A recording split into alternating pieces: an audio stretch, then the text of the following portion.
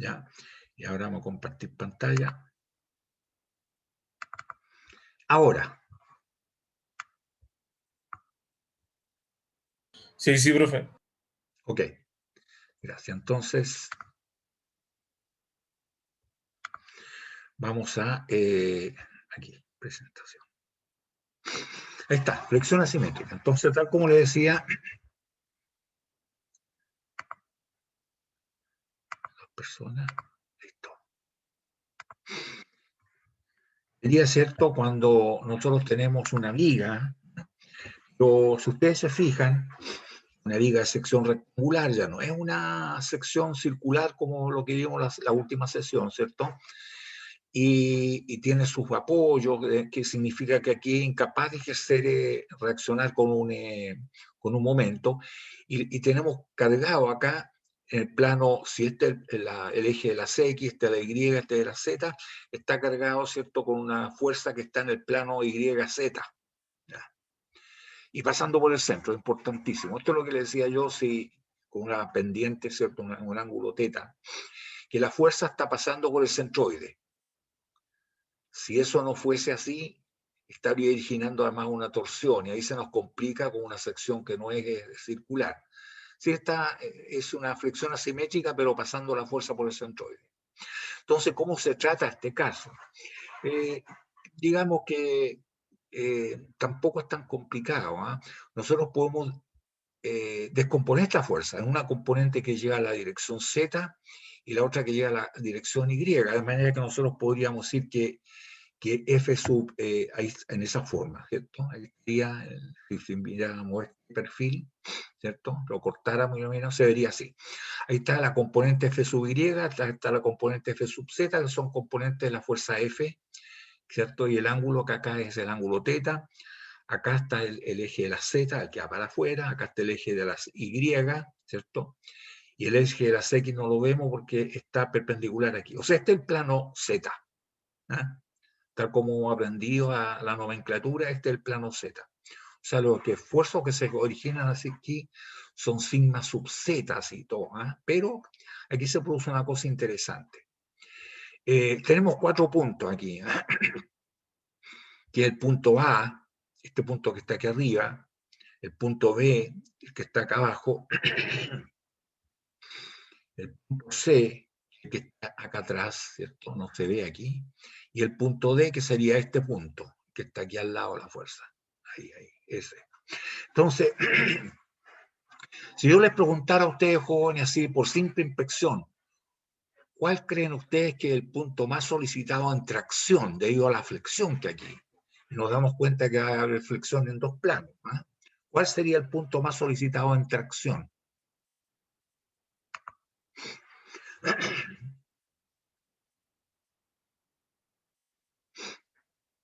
¿Cuál creen ustedes que es el punto? De los 4 puntos que he señalado, yo les podría preguntar cuál es el que está más fuertemente traccionado debido a la flexión y cuál es el que está más comprimido. El punto B, el que está traccionado. Correcto, el punto B es cierto, el que está más traccionado. ¿Y cuál es el que está más comprimido? El D. El D, correcto, el punto D. Efectivamente, pero ahora a diferencia de lo que vimos la sesión pasada, donde los puntos A y C, ¿cierto? Podrían ser los que no están, tienen cero, no, ahora el eje neutro no pasa justo por ahí, no, ya no es una sección circular. Pero efectivamente, el punto B, el punto más traccionado, y el punto D, el más comprimido. ¿ah? Y el plano neutro es un plano que debe ser por acá, lo vamos a calcular enseguida, o por lo menos ver cómo se calcula. Lo importante entonces es que somos capaces de determinar nosotros los esfuerzos que produce esta fuerza, la componente F sub Y, que produce una atracción pareja en B y en C, ¿cierto? Y una compresión pareja en A y en D. Pero lo que nos interesa es B. También, ¿cierto? Vamos a ver qué es lo que produce la fuerza, como está pasando por el centroide, lo hacemos pasar por el centroide, ahí está, aquí se juntan todas. La fuerza FZ, ¿cierto? Tal como ustedes lo pueden ver, va a originar tracción en A y en B, o sea, esta vez hay que sumarla. La de A no interesa en este momento. Y produce compresión pareja en C y en D. que algo ya lo habíamos visto en la sesión pasada. Entonces nos interesa calcular esos esfuerzos. El esfuerzo de tracción que produce el momento, ¿cierto?, que hace la componente F sub Y, y el esfuerzo de tracción que se suma acá, que produce la componente F sub Z. Sabemos que la componente F sub Y, mirando acá, ¿cierto?, es igual a F por seno del ángulo teta. Y la componente FZ, esta que está aquí, ¿cierto?, es así, sería igual a F por coseno del ángulo teta, este es el ángulo teta. ¿Ya? Ahí estarían las dos componentes. Entonces, tendríamos que la componente F sub Y hace que la viga se deflecte aquí para abajo, y el momento flectante, ¿cierto?, es un triángulo para arriba. Y la otra es un triángulo que en realidad por convenio de signo deberíamos dibujarlo para el otro lado, porque como no se ve para allá, ¿cierto?, debería ser para acá el celeste, lo dibujé para acá, ¿no?, para que lo vean. ¿Ya? De manera que este es el momento, ¿cierto?, que se produce, ¿cierto?, debido a la fuerza F sub Y. Si ustedes se fijan, la fuerza F sub Y origina un momento en torno al eje Z, ¿eh? ¿Cierto? Es un momento que es así, cuando hacemos el diagrama de cuerpo libre, que produce tracción aquí y acá y compresión acá y acá. ¿Ya? Y ahí está. ¿Y cuánto vale el momento? El momento ese es Fy, la fuerza, la componente que es Fy, esta que está aquí, ¿cierto? Aquí para abajo, pasando por el centroide, Fy por L dividido por 4. Análogamente, ¿cierto? En el otro plano, ya mirando desde arriba, la viga se deflectaría hacia acá, hacia la izquierda, ¿cierto? Y el momento este, ¿cierto?, que también es igual, porque tiene apoyo simplemente en los dos extremos, en el centro, ¿cierto?, sería Fz, ¿cierto? La fuerza de la componente está Fz, que está empujando para acá la viga, ¿cierto? Tracción aquí y acá, en A y en B, es igual a Fz por L cuartos. Pero ahora aquí, en vez de hacer lo que hicimos en el caso de la viga de sección circular, por Pitágoras sacamos el momento, ¿se acuerdan? No, aquí no, porque esto no es circular. ¿Eh? Entonces lo que nos conviene es calcular los esfuerzos que producen en los dos momentos en el punto B, que es el más fuertemente traccionado. ¿Eh?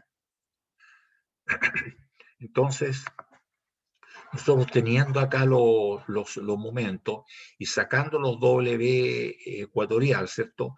El W ecuatorial sub Z con respecto a este eje, con respecto al eje que viene para acá, SS, ¿cierto? Va a ser B, recordemos que el momento de inercia es B por H al cubo 12avos, pero hay que dividir por H medio, que es el punto que se encuentra más alejado, ¿cierto? Que B y Z se encuentran más alejados. Entonces hay que dividir por H medio y nos queda B por H cuadrado sextos, ¿eh?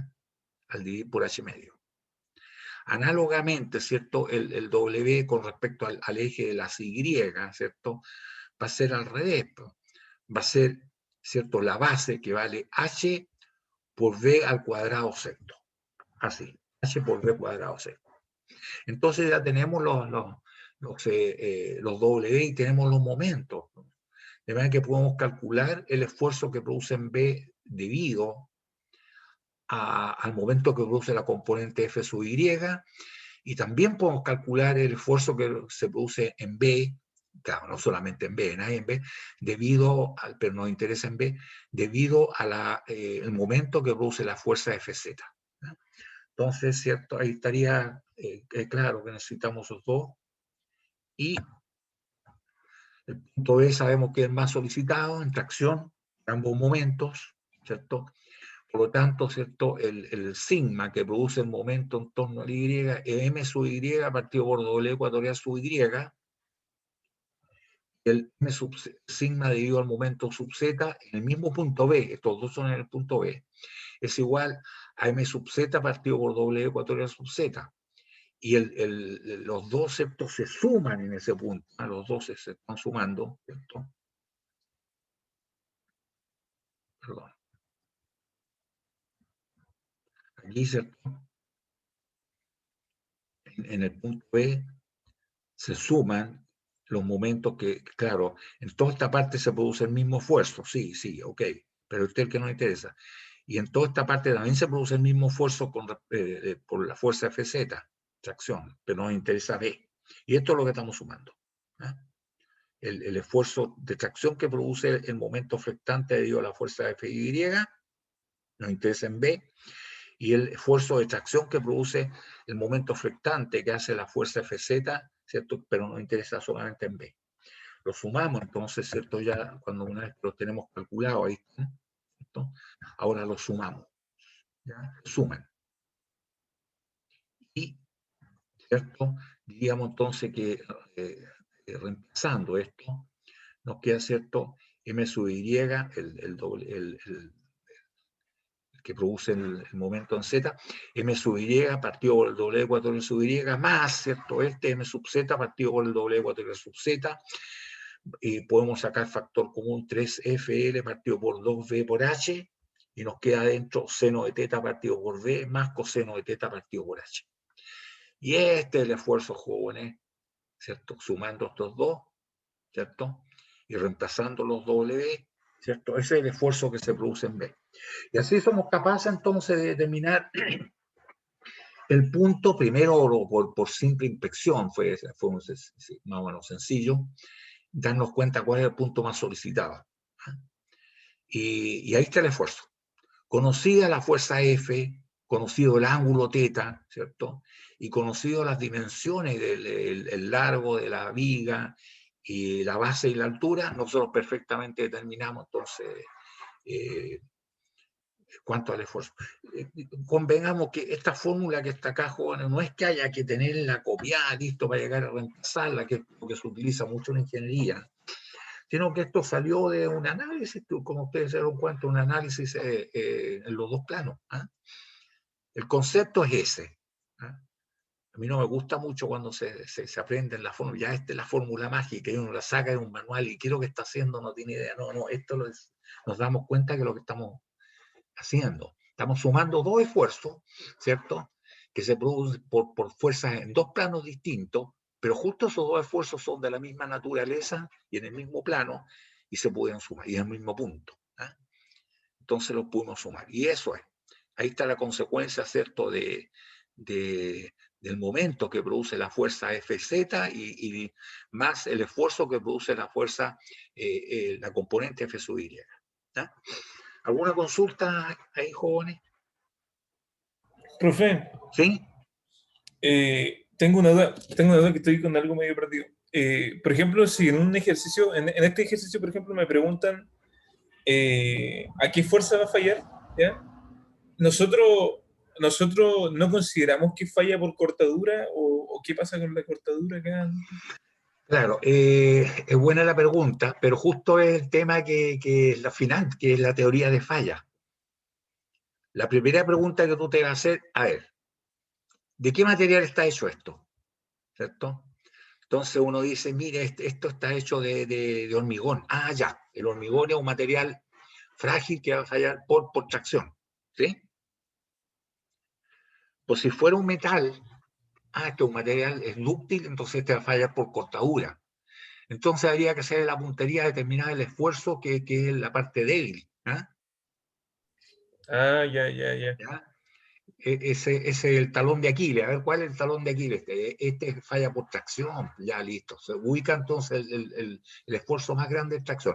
Pero eso lo vamos a aclarar más todavía en un ratito más cuando estemos viendo teoría de falla. ¿Eh? Ya, ya, bueno. ¿Por qué fallan los materiales? Y eso es importante, ¿eh? Porque de repente nosotros podríamos estar calculando los esfuerzos en tracción y resulta que no va a fallar por tracción, va a fallar por cortadura. Es como si alguien estuviera enfermo de algo bien específico y lo curan contra otra cosa. Pucha, nada que ver. Entonces lo mismo ocurre acá. Uno tiene que saber cuál es el punto débil del material, conocimiento del material. ¿Eh? ¿Ya? Entonces la pregunta tuya, primero, claro, hay que saber cuál es el material. Va a fallar por tracción, va a fallar por cortadura, en fin. ¿Ya? ¿Listo? ¿Satisfecha la respuesta? Sí, profe, sí, profe. Okay. Listo. Entonces ahora es interesante lo siguiente. Si esto fuese de sección circular, no hay ningún problema, diríamos, mire, si fuera sección circular, este punto más solicitado y perpendicular, se encuentran ahí los puntos donde está el plano neutro, que no tienen esfuerzo, que ya lo vimos en la sesión pasada. ¿Ah? Pero acá no, pues acá no es igual. Entonces, aquí, si queremos saber el plano neutro, alguien podría decir, mire, más o menos nosotros podríamos saber que el plano neutro es donde no hay esfuerzo. Noten que esta fuerza y el momento flectante que produce esta fuerza produce atracción en este cuadrante y en este otro cuadrante, linealmente aumentando a medida que se aleja del centroide. Vale decir que todos estos puntos serían, debido a esta fuerza, los que están más fuertemente traccionados, ¿cierto? Pero debido a esta fuerza, ¿cierto? Estos puntos serían los más comprimidos, linealmente aquí, ¿cierto? Cero para allá, y aquí traccionado, de manera que veis lo más fuertemente traccionado, linealmente aumentando a medida que uno se aleja del eje neutro. Entonces, debido a las dos, noten ustedes que en este plano, este va a producir esfuerzo de compresión, y este otro produce esfuerzo de tracción. De manera que a la compresión que produce esta fuerza, el momento flectante de esta fuerza, hay que agregarle la tracción. De manera que hay un punto por aquí que tiene esfuerzo cero, y este también. Entonces, aquí estará el plano neutro. Pero no solamente en este cuadrante, sino que también en este. Este cuadrante que está aquí, ¿cierto? Sería el cuarto cuadrante si contamos 1, 2, 3 y 4, ¿cierto? Este cuadrante también sufre esfuerzo, ¿cierto? De tracción y de compresión, igual que este, pero debido inversamente a los momentos flectantes. El momento flectante que produce esta fuerza, produce acá compresión, en estos dos cuadrantes, pero en este compresión. En cambio, el momento flectante que produce esta fuerza, produce en estos dos cuadrantes tracción. O sea que en este punto, igual que acá, en este plano, igual que acá, aquí el esfuerzo de tracción se le suma el de compresión y hay un punto por aquí que tiene esfuerzo cero. Ese punto nos interesa ver la coordenada, y si encontramos la coordenada de un punto cualquiera, puede ser cualquier punto, sabemos que este tiene cero por ambos, entonces ahí tendríamos la línea del plano neutro. Eso es lo que vamos a hacer. ¿Ya? El plano neutro. Ahí estaría. Se fijan, aquí tenemos el punto P de coordenadas desconocidas. Aquí está la coordenada Y y la coordenada Z. Pero si ustedes se dan cuenta, si llegamos a obtener, no nos interesa el punto, porque puede ser cualquier punto de esta línea, un solo punto, vemos que el ángulo si encontramos, ¿cierto?, la tangente del ángulo, vamos a determinar el ángulo, y la tangente, si ustedes se fijan, va a ser igual a esto dividido por esto. Es Z, perdón, es Y partido por Z. No vamos a conocer específicamente los puntos de Y, pero sí la pendiente, porque el cociente, ¿cierto? Es Y, ¿cierto? Partido por Z. Eso es lo que nos interesa. De manera que, sabiendo que en el punto P, que es un punto cualquiera, elegido arbitrariamente, pero no es un cuadrante, que sabemos que en este cuadrante y en este otro cuadrante se anulan los esfuerzos, porque uno es tracción, que produce esto, y el otro es compresión, el que produce este, y en este otro es al revés, es compresión el que produce esto, y tracción el que produce esta fuerza. De manera que ese punto de coordenadas desconocidas, nosotros podríamos determinar los esfuerzos en función de Y y de Z, lógicamente, ¿cierto? Entonces diríamos, tomando un punto en el plano neutro, la suma de los dos esfuerzos debe ser cero, si está en el plano neutro. Por lo tanto, se puede determinar la tangente de ese angulito. ¿Y cómo nos queda? Esfuerzo en este punto cualquiera, ¿cierto? Va a ser el momento que produce la fuerza F sub Y, que es un momento en torno al eje Z, ¿cierto? Es positivo, es momento flectante en torno al eje Z, partido por el momento de inercia, ¿cierto? Y ecuatorial sub Z, y multiplicado por la distancia Y, desconocida. ¿Mm? Sabemos que el esfuerzo, ¿cierto?, es proporcional a la distancia Y. En cambio, el otro, ¿cierto?, que produce compresión, fuerza,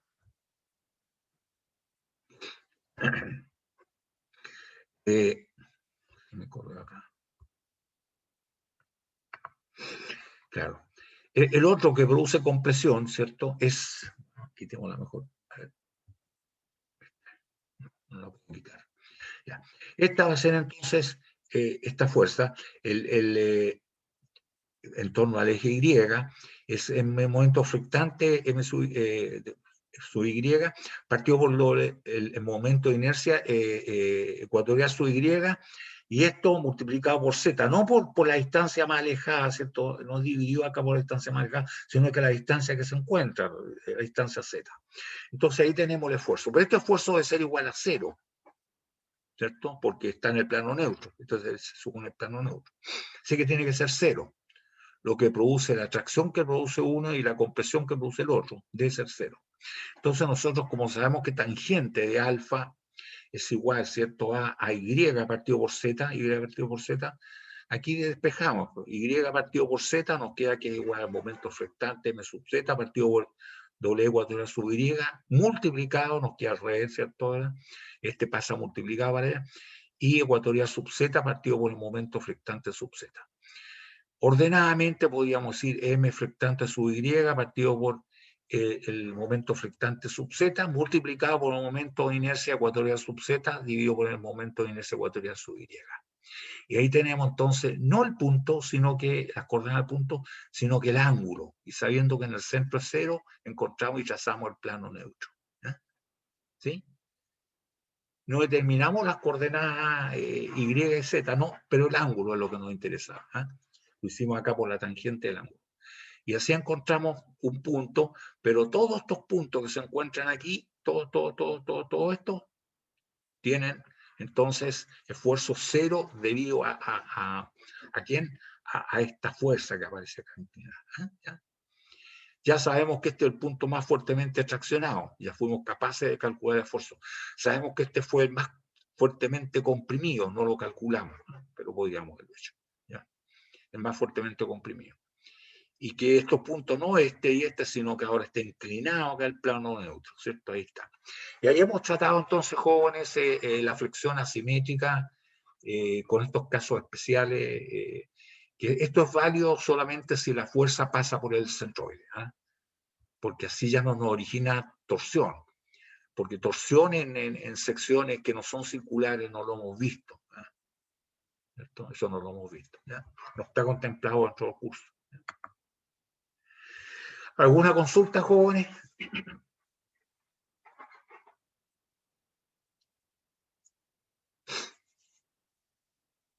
Entonces somos capaces de determinar los esfuerzos, ¿cierto?, que produce una flexión asimétrica, y no solamente eso, sino que también somos capaces de determinar el plano neutro, ¿ya? Y con esto terminamos todo lo que es la combinación de esfuerzos, pero no nos va a abandonar, porque el capítulo siguiente, que es teorías de falla, vamos a tener que ocupar estrechamente esto, ¿no? Así que, si queda alguna duda que no todavía no la manifiestan, ¿cierto? Se va a volver va a aparecer esto en teorías de falla. Y ahora sí nos interesa por qué falla un material, por qué se va a producir la falla, la rotura, en fin, o que va a ceder, en fin. Eso nos interesa. Entonces, jóvenes, si no hay consultas, abandonamos esta lámina.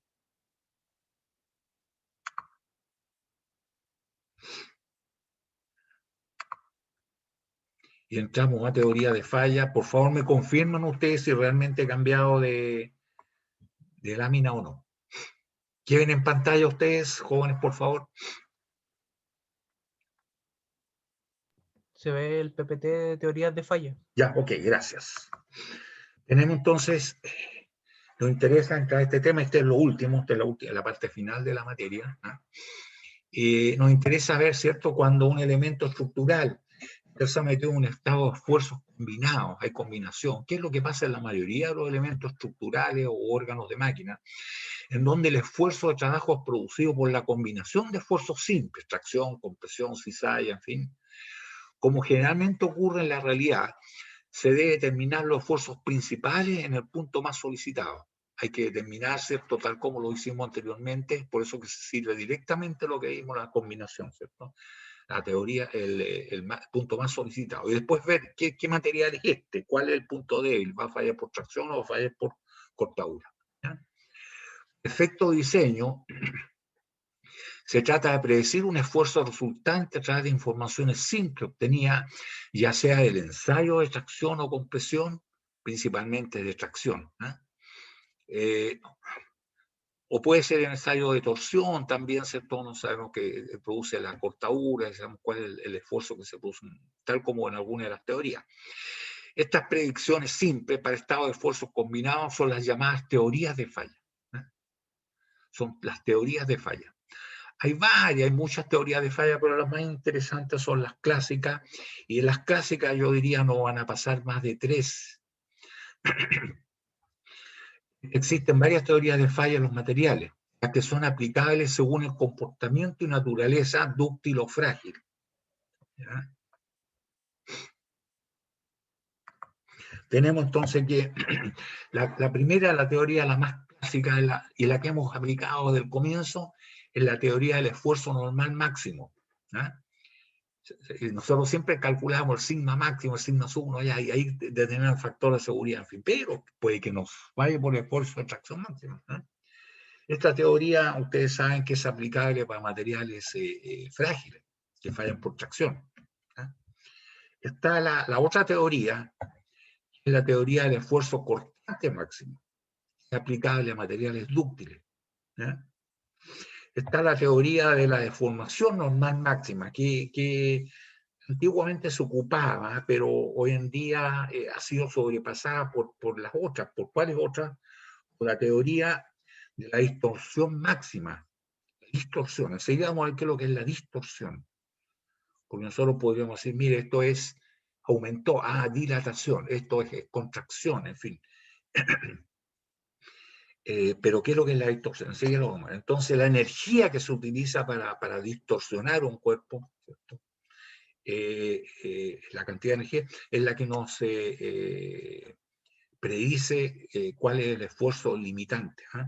Y esta es interesante porque es la que obtiene los paquetes computacionales, que incluso para gráfica, vienen ya con esta teoría incorporada, que lleva el nombre del autor, que es von Mises. También vamos a ver la teoría de Moore, una teoría que combina los esfuerzos que se han obtenido en los ensayos de tracción, de compresión y el de torsión.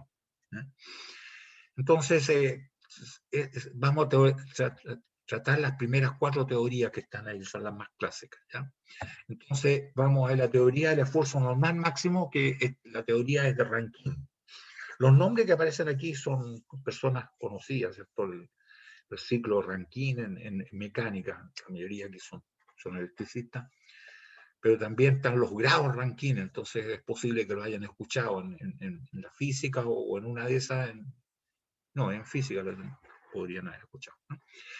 La teoría del esfuerzo normal máximo. ¿Qué pasa con esta teoría? Dice que un órgano de máquina estructural falla cuando, ante una combinación de esfuerzos como las que estamos viendo, en algún punto y algún plano específico del elemento, se alcanza el esfuerzo normal de falla del material obtenido en el ensayo de extracción.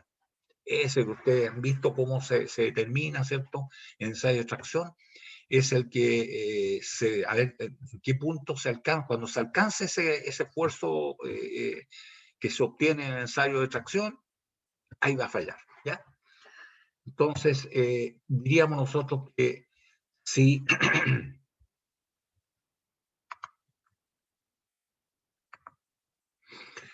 si sigma sub 1 es positivo y sigma sub 2 o es negativo o es menor nomás, y que es mayor que sigma sub 2 y que sigma sub 3, que es el que está en el otro plano, La falla ocurre entonces cuando sigma sub 1 es mayor o menor, ¿cierto? Para el otro lado significa mayor también, pero para el lado negativo, que el sigma de fluencia. Este es el limitante. Eso es lo que hemos ocupado nosotros, ¿eh? Nosotros estamos prácticamente ocupando esta teoría. Lo único que nosotros lo ocupábamos de Chincola-J, para cualquier material calculamos el sigma, decíamos que el sigma de afluencia era el limitante, ¿cierto? ¿Sí? Y así sacábamos el factor de seguridad, tomábamos el sigma de falla, que era el de fluencia, y lo dividíamos por el esfuerzo que estaba trabajando el elemento, ¿eh? Y eso, claro, es válida, pero es para materiales que van a fallar por tracción, no para todo. Ahora nosotros tenemos, ¿cierto?, que así en ese caso, ¿cierto?, se obtendría el esfuerzo, se compararía con el de falla. O al revés, si el sigma sub 2 es mayor que el sigma sub 1, ¿cierto? Y que también es mayor que el sigma sub 3, la falla ocurre cuando el sigma sub 2, que es el esfuerzo más grande, ya sea en tracción o en compresión, que el sigma de fluencia, que sería el limitante. Aquí les quiero advertir, jóvenes, lo siguiente. El ensayo de compresión no es muy requerido, ¿eh?, por las condiciones en que se ejecuta. ¿Quiénes lo hacen? Lo ejecutan muchos nuestros colegas, los civiles, porque los elementos estructurales que se utilizan en la construcción, ¿cierto?, trabajan en compresión y no son muy buenos para trabajar en compresión, en tracción, porque es un material frágil que falla pero no por el esfuerzo, va a fallar por el esfuerzo de tracción, ¿eh? Entonces lo que hacen ellos, cuando preparan los moldajes y los van a rellenar con el hormigón, que es la mezcla de huevillo, arena, cemento y agua, preparan unos testigos que son unos cubitos de 20 por 20 por 20 centímetros, con un moldaje de acero, y lo dejan que fragua igual como está fraguando lo que vaciaron en la obra, ¿eh? Y lo empiezan a someter a ensayos de compresión donde invierten, tiene que ser máquinas de altas toneladas, no como las máquinas de tracción que son de 10 toneladas, de 40 toneladas, como las que tenemos en el laboratorio de tecnología mecánica, sino que estas son como de 500 toneladas, una cosa así, ¿eh? Y quizás de repente ustedes han visto esos cubitos así que los rompen, ¿eh? Pero por la forma misma de ejecutar el ensayo, donde intervienen elementos como el roce y otras cosas, no es muy requerido esto. Entonces, ¿qué es lo que se hace en la práctica? Se dice que el sigma obtenido en la parte negativa, en compresión, es igual que lo obtenido en ensayo de tracción. No es así. La mayoría de los materiales resiste más en compresión, la parte negativa, que en tracción. Pero acá se toman como que son iguales. Por eso que dice, ¿cierto?, que el esfuerzo aquí es más para la parte positiva o menos, ¿cierto?, la parte negativa, no debe superar estos valores, ¿eh? Y acá igual, ahora el 2 que es mayor que el sigma sub 1 y que el sigma sub 3, entonces cuando ese sigma sub 2, ¿cierto?, alcanza este valor de fluencia, ya sea en tracción, ya sea en compresión, falla, ¿eh? Y en el otro plano, o sea, la tercera dimensión, ¿cierto?, es cuando el sigma sub 3, que es mayor que el sigma sub 1 y que el sigma sub 2, ¿cierto? La falla ocurre entonces cuando el sigma sub 3, ya sea en positivo o en negativo, supera, ¿cierto?, el sigma de fluencia, ¿ya? En todos estos casos estamos hablando ya en el espacio, ¿ya? Y esto es aplicable para materiales frágiles, que son los que suelen fallar por esfuerzo normal, ¿ya?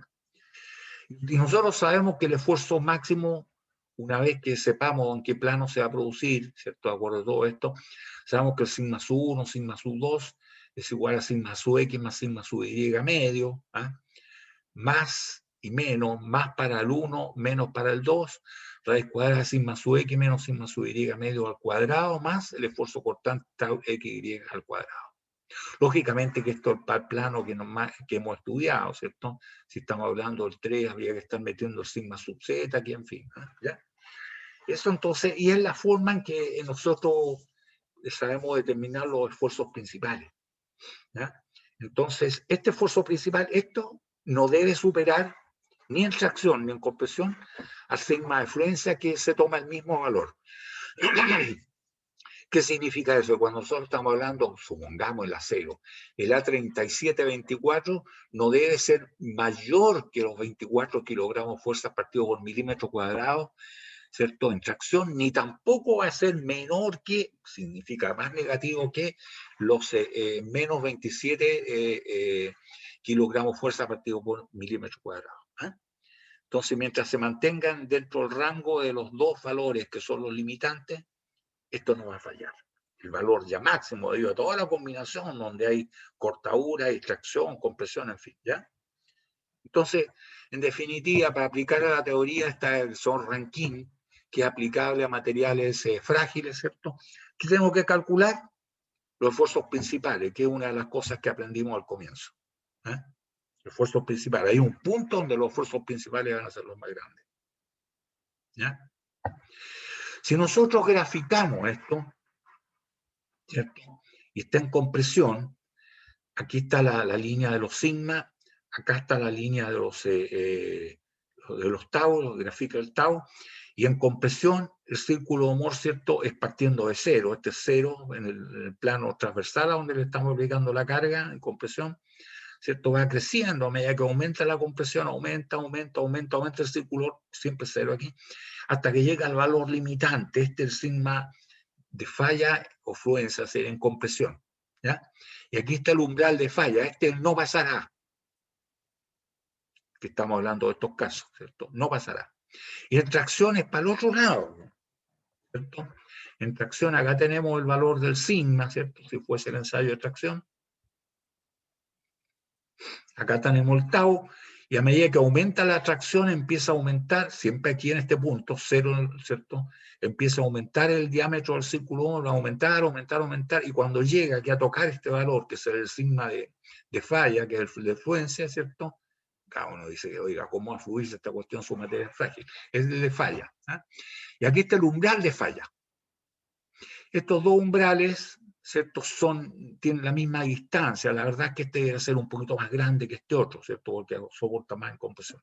Entonces acá tenemos un umbral de falla en compresión y acá tenemos un umbral de falla en tracción. Ahora, en la práctica, en un esfuerzo combinado, ¿cierto?, mientras no sobrepase estos dos umbrales, no hay problema, no va a fallar.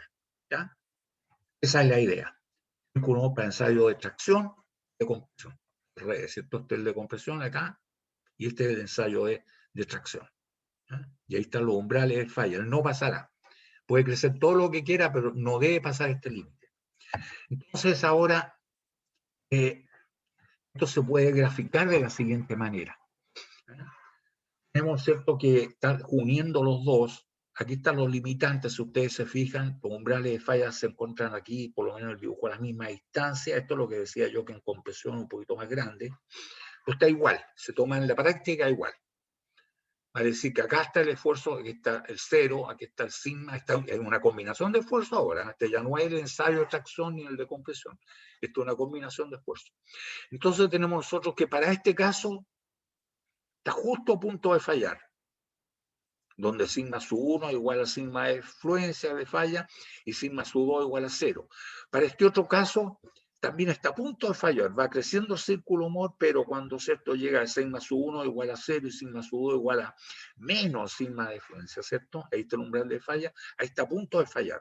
Si aumenta un poquitito más falla, si aquí aumenta un poquito más para que falla. Pero también está el otro caso, donde el círculo de Mohr puede estar tocando el punto máximo acá y el punto máximo negativo acá. O sea, este es el círculo de Mohr, ¿cierto? En esta combinación de esfuerzos, ¿cierto? Combinación donde hay en sigma sub 1 y sigma sub 2, se encuentra entre estos dos límites, entonces aquí no va a fallar.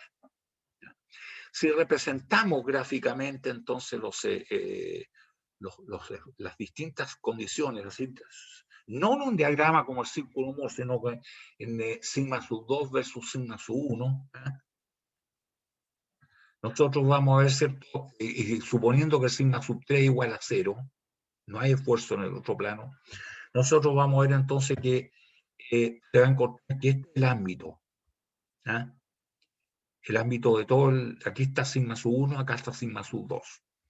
Entonces, una combinación, si sigma sub 1, por ejemplo, para este caso, sigma u sub 1 igual a sigma de fluencia, el que está aquí, y sigma sub 2 es igual a 0, ¿cierto? ¿Cuál es ese caso? Sigma sub 1 igual a sigma de fluencia, sigma sub 2 igual a 0. Este circulito, ¿cierto? Que corresponde a este punto no va a fallar. Este otro punto, si ustedes se fijan, sigma sub 1 igual es negativo, ¿cierto? Y sigma sub 2 igual a 0. Sigma sub 1 es negativo, este, y sigma sub 2 igual a 0. Tampoco falla.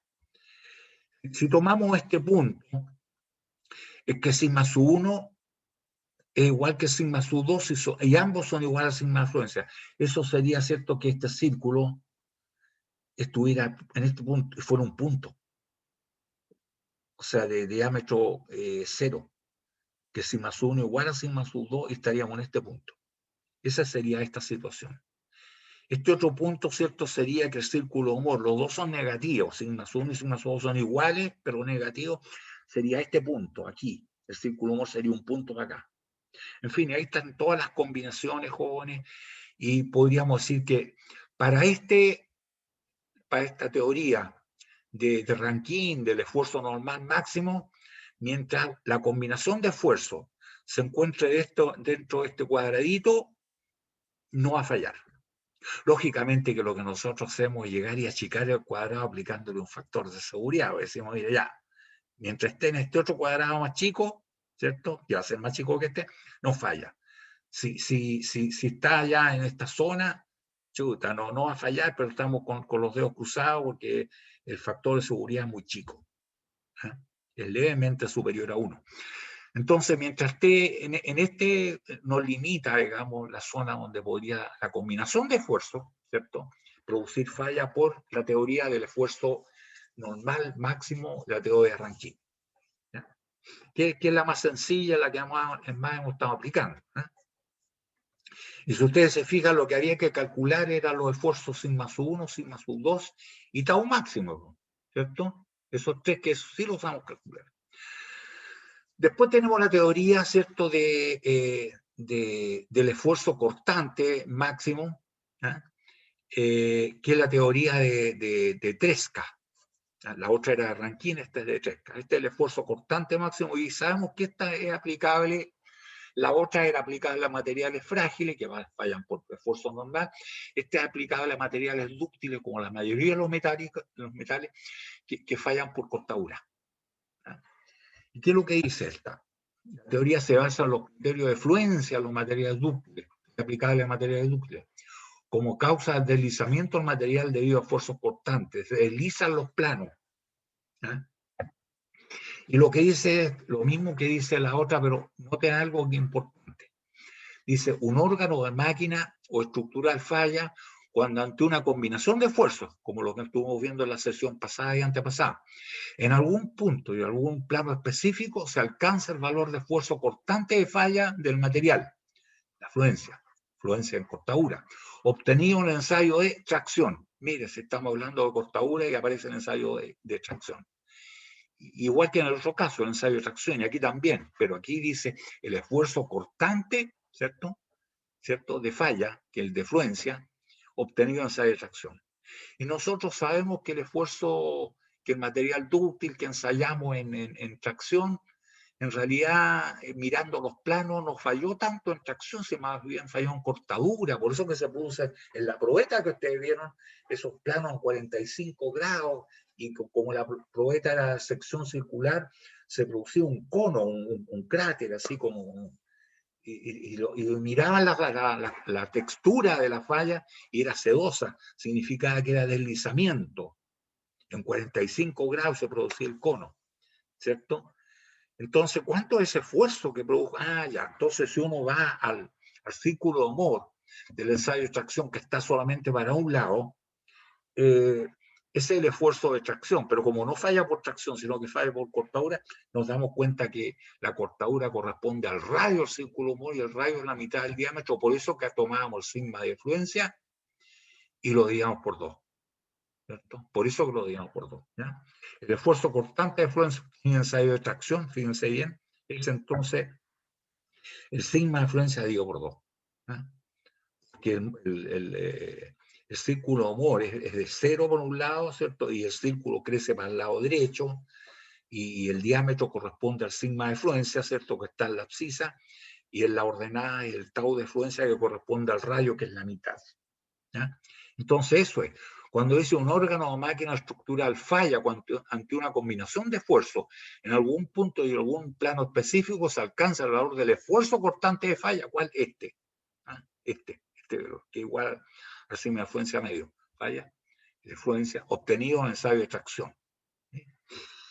De manera que ya, si se fijan, está todo referido a ensayo de extracción. Por eso que es el más requerido. Eso es lo que les decía yo. ¿Se fijan? Y tenemos nosotros que está, ¿cierto? Los sigma para acá. Acá está el tau. Y el ensayo de extracción, ustedes empiezan a traccionar la pieza, empieza a crecer el círculo para acá. Pero siempre en cero acá, porque en el otro plano no hay esfuerzo. Empieza a crecer, ¿cierto? Pero ahora no cuando porque este ya no es limitante. Cuando toca los umbrales de falla, el tau de falla, ¿cierto? Ahí falla el material. ¿No? Y si ustedes se fijan, esto corresponde al radio y el sigma de fluencia correspondería al diámetro, por eso que se divide por 2. Ahí están los umbrales de falla. Esto puede crecer todo lo que quiera, pero no debe pasar este umbral. Cuando lo pasa, falla por cortadura. Pero la duda aquí que es la siguiente. ¿Qué pasa si esta combinación de esfuerzo, ya no en el ensayo de reacción, sino con una aplicación, se encuentra por acá y no alcanza a sobrepasar estos umbrales, pero está por acá? ¿Ya? Es como si moviéramos el circuito para acá. No alcanza a sobrepasar los umbrales de falla, pero se encuentra para acá. La pregunta, jóvenes, que yo les hago, es un poco difícil que la contesten todavía, es ¿qué creen ustedes? ¿Fallará o no fallará el material, ¿cierto? Si el círculo Mohr de la combinación de esfuerzos, no el ensayo de extracción, se encuentra para acá, así, aquí, dentro de estos rangos, dentro de estos umbrales, pero para el lado derecho, hacia acá.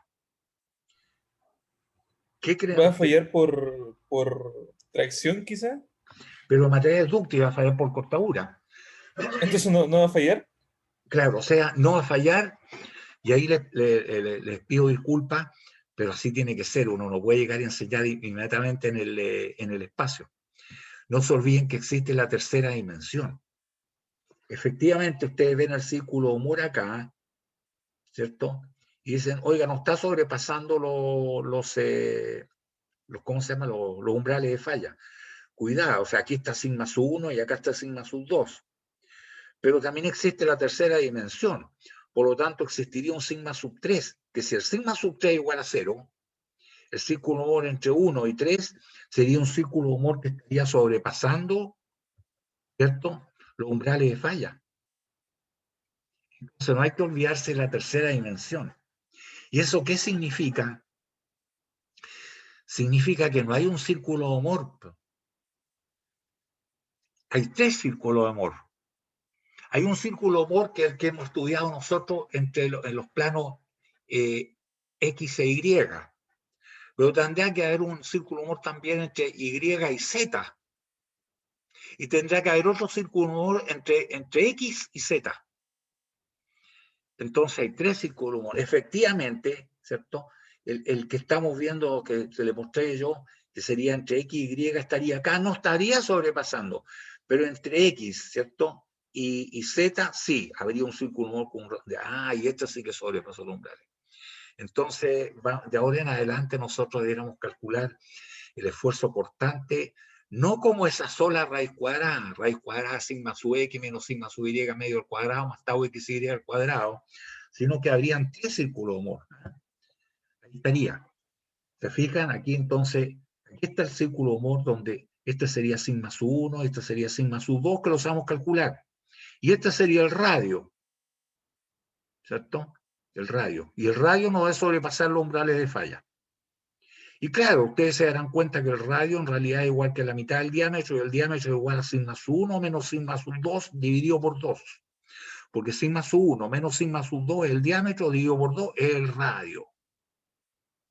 Pero, Si el sigma sub 3 igual a 0, nosotros tenemos un círculo de Moore, ¿cierto? Que es este, que sería sigma sub 1 menos sigma sub 3 medio, ¿cierto? Para encontrar el radio de este otro círculo de Moore.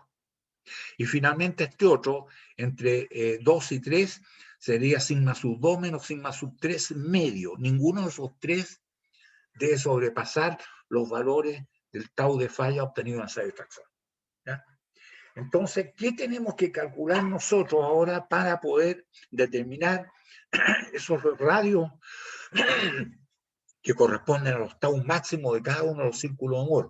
Lo único que hay que calcular son los esfuerzos sigma sub 1 y sigma sub 2, porque el tau ya no lo vamos a calcular como la raíz, sino como la diferencia entre sigma sub 1, sigma sub 2, sigma sub 1, sigma sub 3, sigma sub 2, sigma sub 3, la diferencia dividido por 2. Eso es. Y ninguno de ellos debe pasar a este que está acá, ¿cierto? Que es el obtenido en ensayo de extracción. A ver. Este que está acá. Se me perdió el ratón. Ahí está. Este. Que obtenido en ensayo de extracción. Ninguno de estos tres radios que están acá segmentados debe sobrepasar a este, que es esto que está aquí. ¿Ya? Ninguno. No, ahí no se sale. ¿Ya? Entonces lo que hay que calcular son nuevamente los esfuerzos principales. Sigma sub 1, sigma sub 2, a un máximo. O sigma sub 1 y sigma sub 2 nomás. Entonces el tau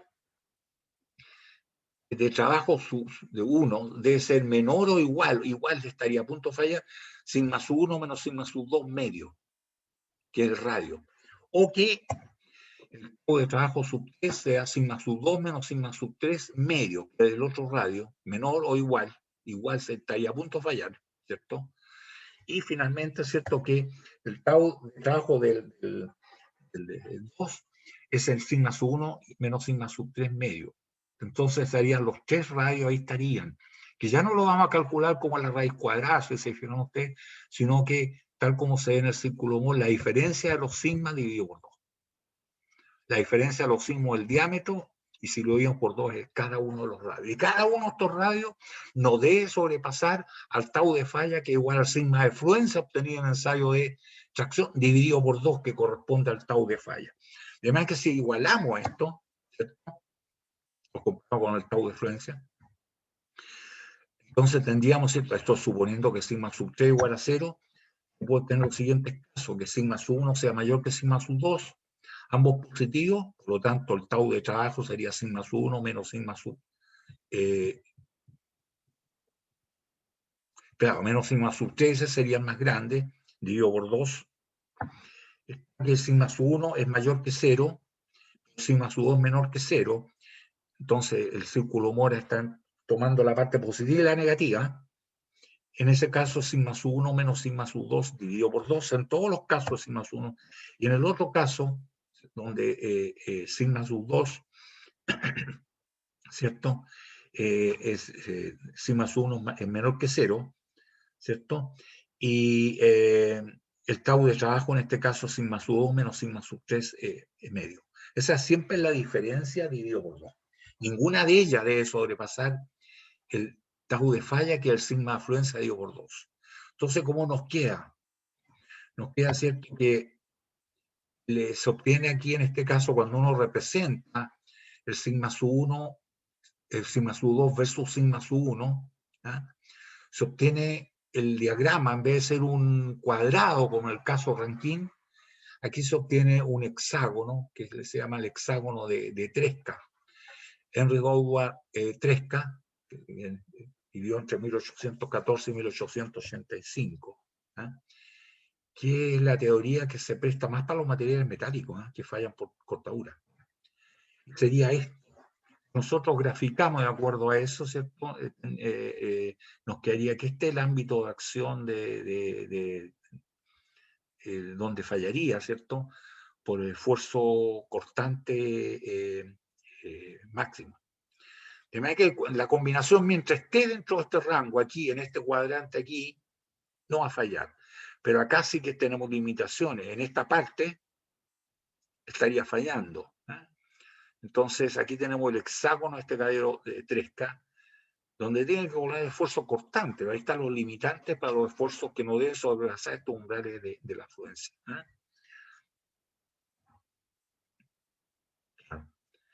Ahora, si cae el punto de la combinación de esfuerzos, si cae dentro de este hexágono, no hay problema. Estará seguro. Si por el contrario la combinación se encuentra fuera, el elemento va a fallar, se supone, ¿cierto? Si está justo ahí, el factor de seguridad 1, va a fallar, ¿cierto? Por cortadura, ¿ya? De acuerdo a Tresca. Entonces, ustedes se fijan en este caso, ¿qué es lo que hay que calcular?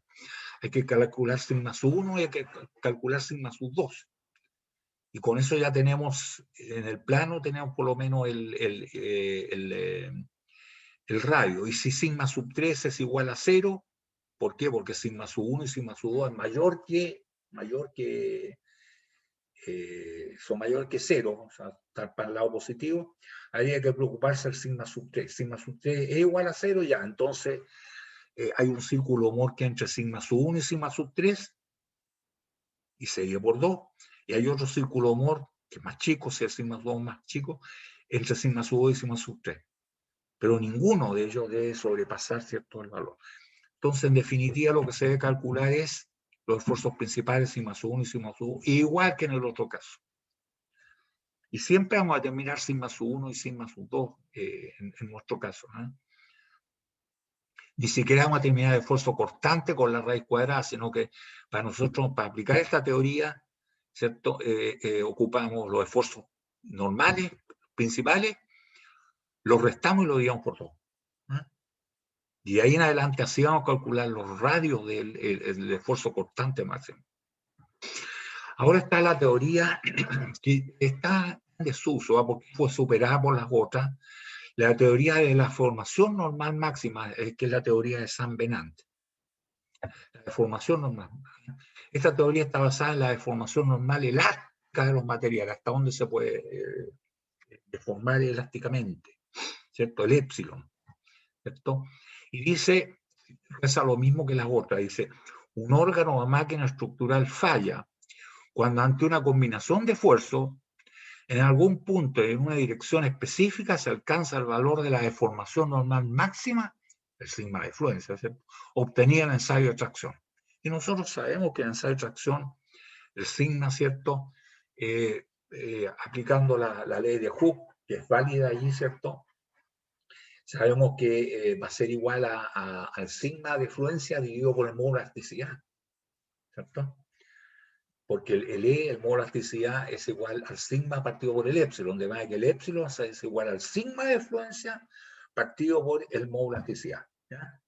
La deformación de falla épsilon de fluencia en el ensayo de tracción es la que le acabo así, el sigma de fluencia dividido por el modo de elasticidad. Y ahí cuando nosotros hablamos del acero, ¿cierto?, el A4227, lo que entra aquí son los 42 kilos por milímetro cuadrado, vale decir 4.200 kilogramos fuerza partido por centímetro cuadrado, dividido, ¿cierto?, dentro del rango elástico está esto, ¿cierto?, este es el caso extremo, dividido por el modo de elasticidad, que si es acero, por ejemplo, si dijimos que el acero 4227, el acero tiene un modo de elasticidad que va desde 1,8 hasta 2,2, y nosotros hemos tomado 2,1 por 10 elevado a 6. 2,1 por 10 elevado a 6 kilogramos fuerza partido por centímetro cuadrado. Entonces ya sabríamos cuál es el épsilon de fluencia obtenido en el ensayo de tracción, ¿ya? Ese es. Y ese no debe ser superado, ¿ya? La deformación máxima obtenida una combinación de carga, ahora es distinto, ahora hay una combinación de carga, hay esfuerzo en Z, perdón, en X y en Y, en fin, y sabemos que lo calculamos eso, habiendo esfuerzo normales en 1 y en 2 y en 3, 0, cuidado, ¿cierto? Nosotros determinamos que el épsilon sub 1, esto ya lo vimos, ¿cierto?, era igual a sigma sub 1 menos Poisson veces sigma sub 2 partido por E. Lo mismo pasa con el épsilon sub 2, ¿cierto? Es igual a sigma sub 2 menos Poisson veces sigma sub 1 partido todo esto por el módulo de elasticidad. Recuerden que para el módulo de Poisson, el módulo que que nos relaciona, ¿cierto? La deformación lateral, ¿eh? Es aproximadamente 0,3 para todos los materiales metálicos. ¿Eh? Cuando ustedes toman un elemento y lo traccionan en una determinada dirección, se estira. Pero lo que se achica en la dirección opuesta, donde nos estamos obligando a esfuerzo, a pesar de que no hay esfuerzo, sí se achica. ¿Y cuánto se achica?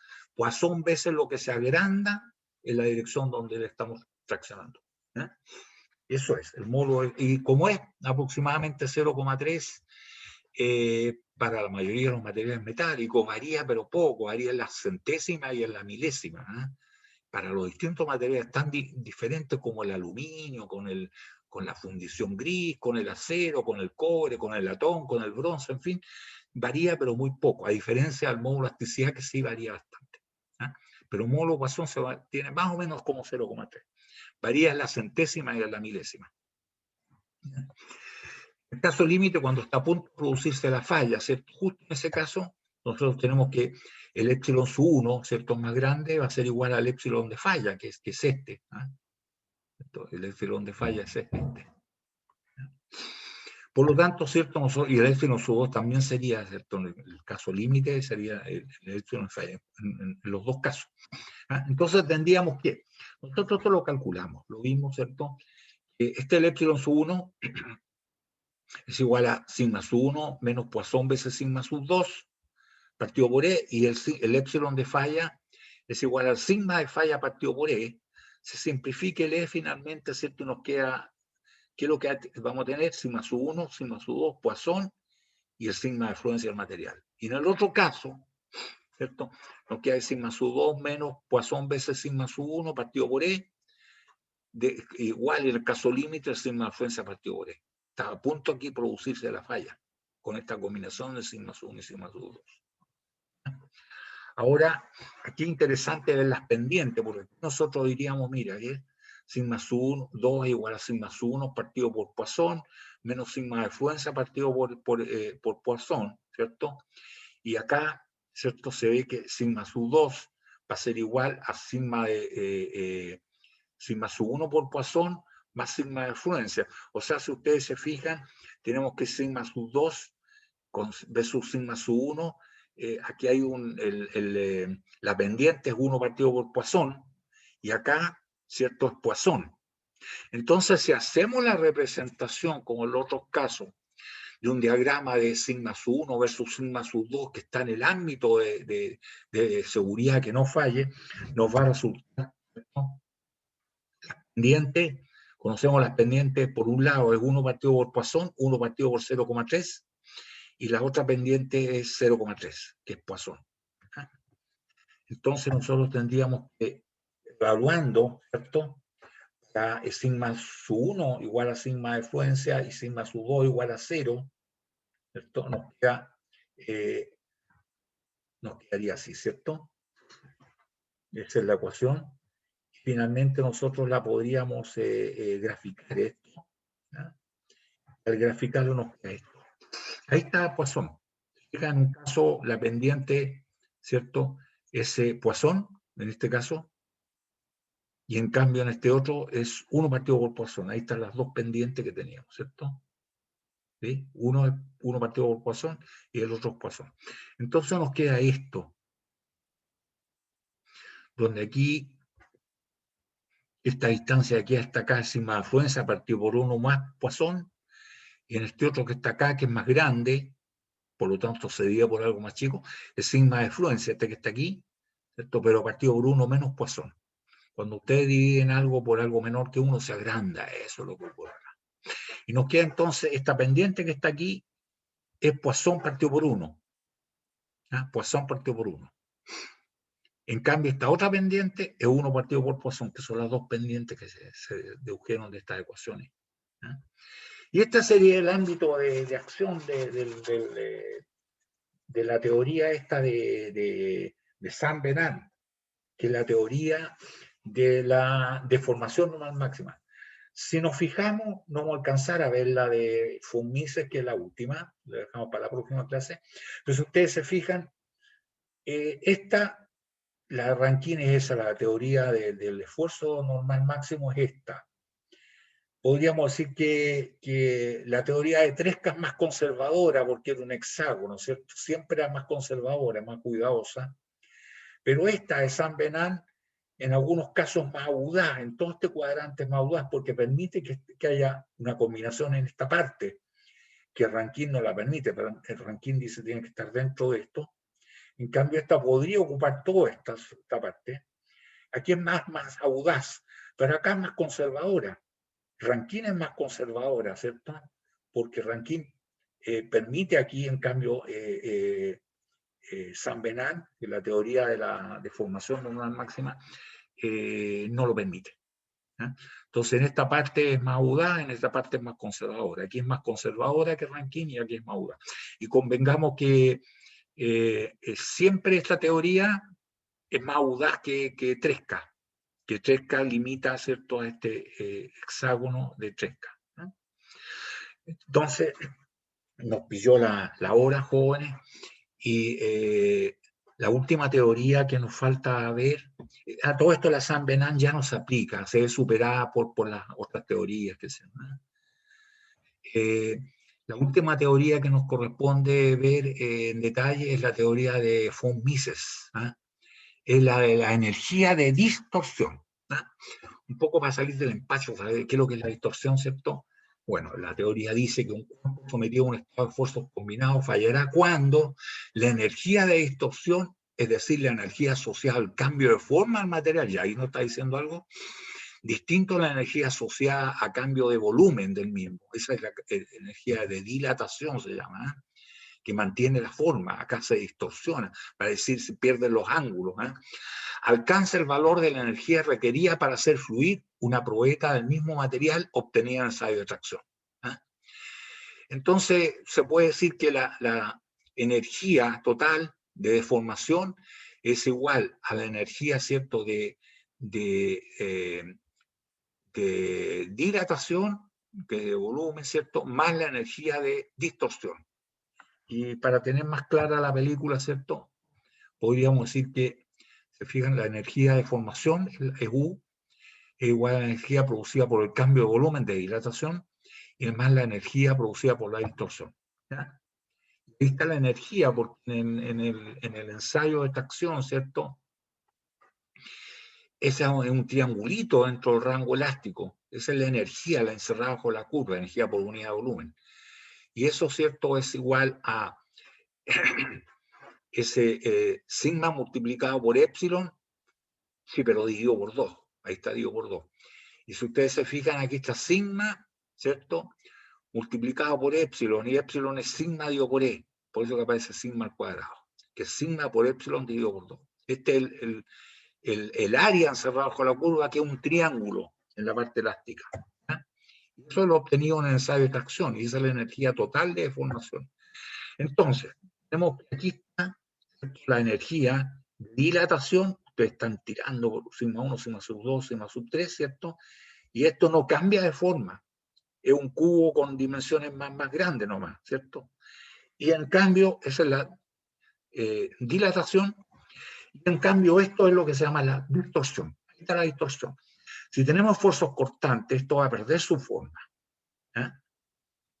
Entonces, la energía de formación es la energía ocupada para dilatar y más la energía para distorsión. ¿Cierto? Entonces, la energía esta es la energía del volumen, del cambio de dilatación, más la energía de distorsión.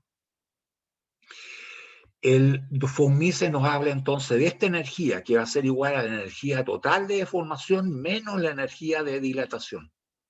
¿ya? Esto lo digo para después aclarar de dónde salen las fórmulas. ¿eh? Entonces, el encontrar la energía de von Mises, que es la que se utiliza preferentemente en los paquetes computacionales, lo vamos a ver entonces en la próxima sesión, jóvenes. Y hasta ahí llegamos por hoy. ¿ya? ¿Habría alguna duda grande que se quedó en el tintero? Ya no se usan los tinteros, eso era antiguamente. ¿Sí? La aplicación todavía no la hemos visto. En la próxima sesión, una vez que veamos la teoría de von Mises, vamos a ver la aplicación entonces en algunos órganos de máquinas sometidos a una combinación de cargas, de manera que hay que determinar los esfuerzos principales, que en todas se determinan los esfuerzos principales, y lo vamos a aplicar las distintas teorías. ¿Ya? ¿Dudas con respecto a esto? ¿No? Bien, pues jóvenes, llegamos hasta ahí por hoy y nos vemos entonces el viernes. Ya, profe, que esté bien, cuídese. ¿Listo? Buena Igual a semana. ustedes jóvenes, que estén Profe, bien también. profe, Ya, profe. chao, chao.